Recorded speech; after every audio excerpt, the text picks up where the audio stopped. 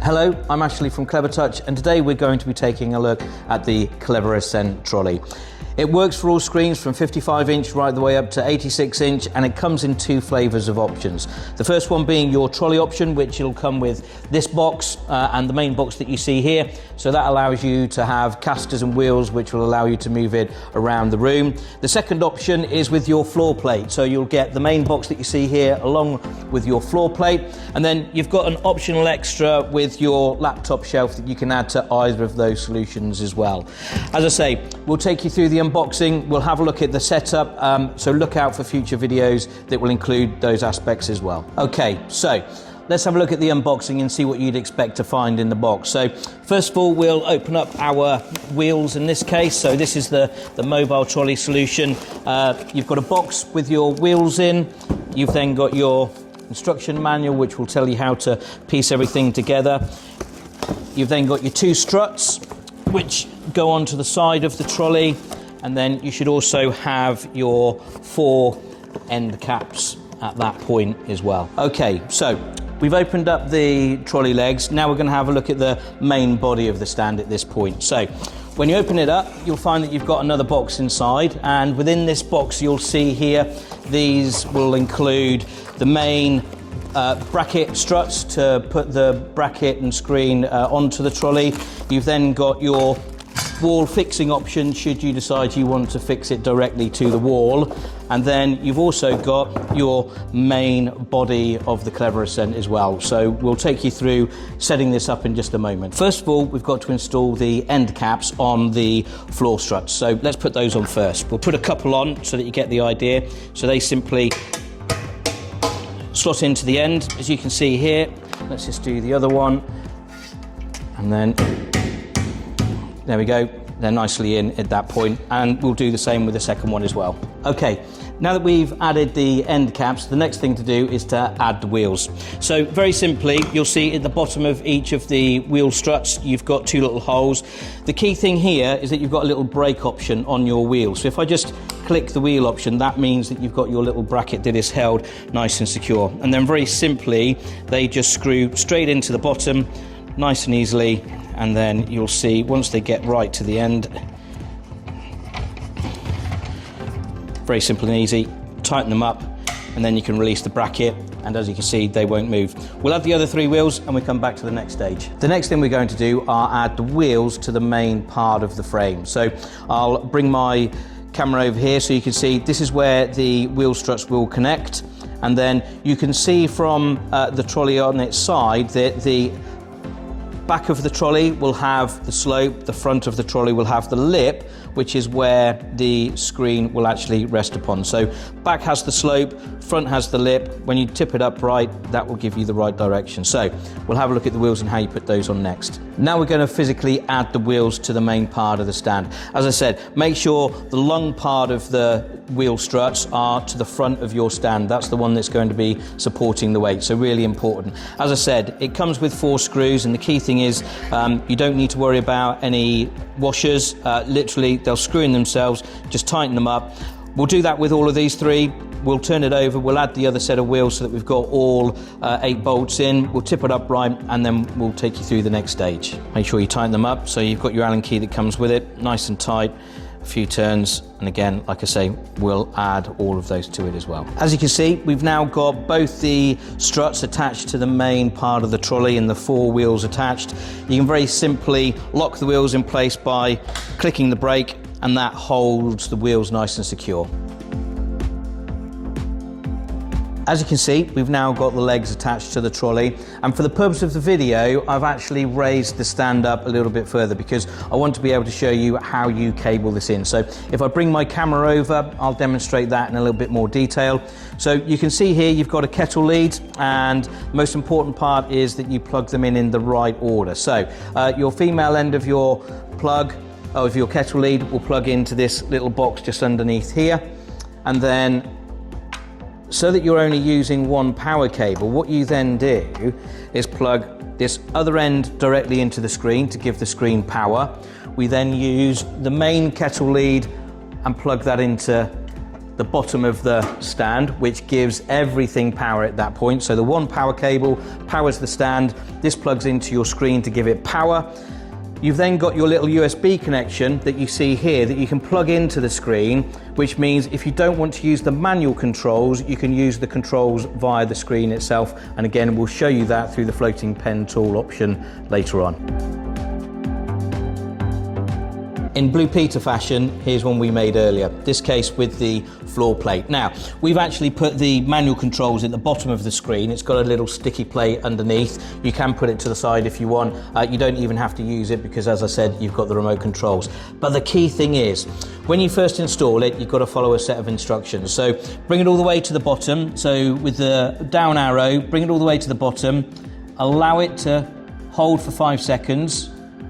It will automatically bounce up about 7 millimeters, and then you'll hear a beep. It will then tell you that the reset has been successful. That means that your stand is ready to go, and then you can raise it back up to the appropriate level. As in the other video, this is the USB that you need to plug into the screen in order for it to recognize the remote controls from the front of the panel. So in this case, I'm just going to plug it into the USB port at the bottom of the screen. So in at this point, now that we've plugged the USB in, we can now use the remote controls from the front of the screen. So you're no longer having to use the manual options here. With the floating toolbar, you can see here, hit the floating toolbar, and over on the far right hand side you've got what looks like a little grid. In this case it's the stand in graphic form. Hit the little button and then you've got a number of options here direct. So if I just bring the camera over very quickly, you'll see these in a bit more detail. So we've got our raise, we've got our lower, and then you've got memory 1 and memory 2 at this point as well. So I'm just going to raise the screen up very quickly at this point so you can see the screen is being raised. And then in order for me to save a position, so in this case we're going to save position 1, I hold my finger on the number 1. That tells me that it's saved the first height. And then if I just drop the screen slightly, and then what we're going to do, I'm just going to hit the button with the number 2 on it, and then again this will save it at the second height. So now when I push the first height, it will automatically raise it to the first height, and you can see here, move to first height, and then when I hit the second one, this will move to the second height. I said at the beginning of the CleverAscent build that you had 2 main flavors, either with the trolley stand with the wheels on it or with the floor base.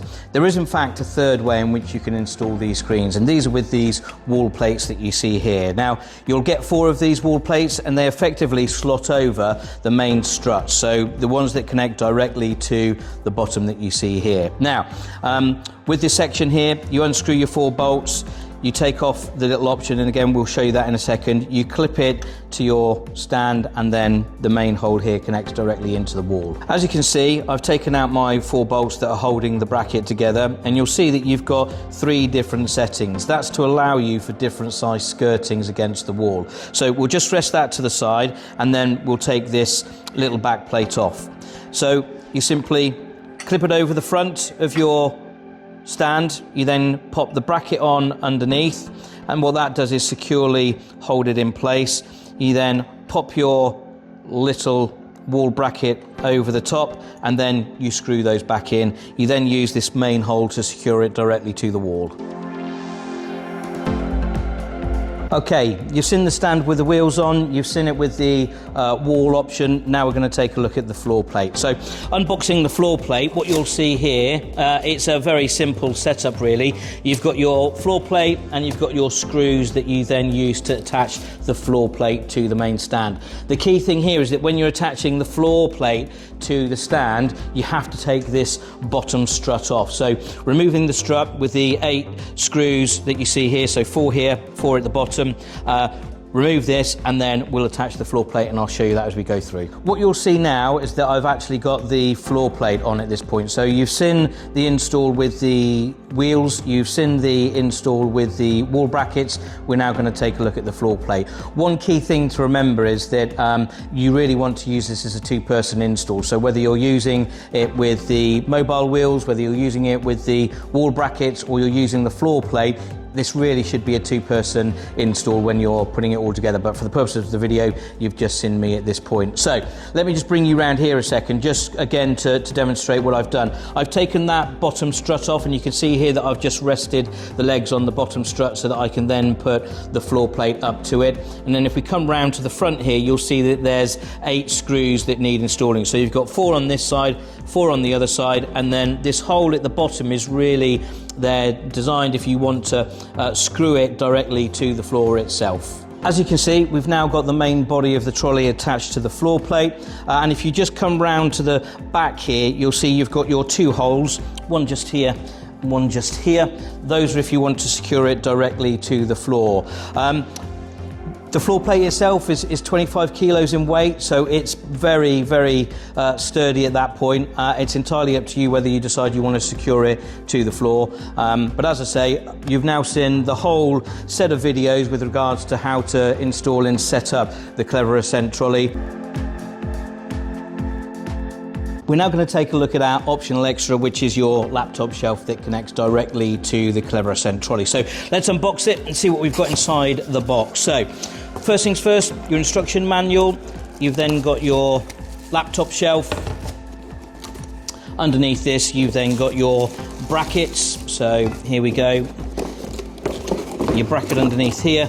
And then most importantly, don't forget your screws as well. So very simple process. We'll take you through the setup and we'll show you how all that puts together in a moment. Okay. You'll see here that I've now got our bracket installed. So this is for the laptop shelf. We've got our retaining bracket, and then we've got our laptop shelf holder just here. The key thing is there's 2 positions for installing this bracket on a mobile trolley only. You'd really only use your laptop shelf as an option for the mobile trolley. And that's really important to understand, because position 1 is if you're installing it on the right hand side, position 2 is if you're installing it on the left hand side of the screen. And you'll see from the actual bottom of the laptop shelf itself, you've got 2 positions. So effectively, position 1 is further back, and on position 2 it's exactly the same on the left hand side. The key reason for that is that when you lower the screen up and down, by having it in position 1 on the right hand side, it allows the screen to drop past your laptop trolley shelf. And similarly with position 2 on the left hand side, when you're dropping your screen lower than the actual laptop shelf itself, it will make sure that it bypasses. So key to remember, position 1 on the right hand side, position 2 on the left hand side, further back is the way to go. If you want further information, www.clevertouch.com.